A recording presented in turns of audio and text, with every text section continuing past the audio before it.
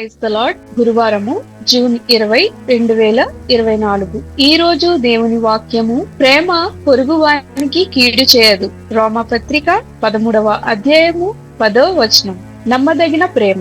నేను దాని గురించి ఎందుకు ఆలోచించకుండా ఉండలేను? నా భావోద్వేగాలు విచారం, అపరాధం, కోపం మరియు అస్పష్టతలతో చిక్కుబడి గందరగోళంగా ఉన్నాయి.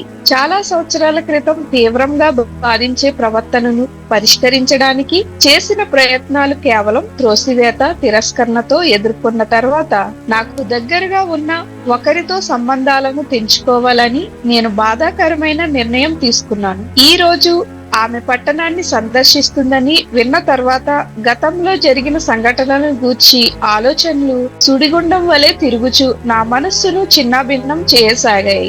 నేను నా ఆలోచనలను శాంతింపచేయడానికి చాలా కష్టపడుతుండగా రేడియోలో ఒక పాట రావడం విన్నాను.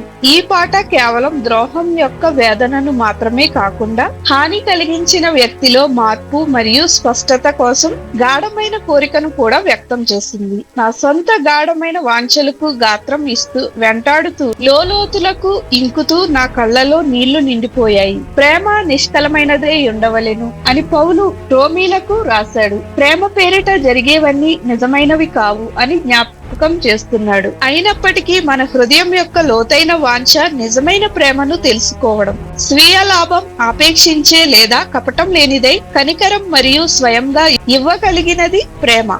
నియంత్రణ కోసం భయంతో నడిచే ప్రేమ కాదు, కానీ ఒకరి శ్రేయస్సు పట్ల సంతోషకరమైన నిబద్ధతే ప్రేమ.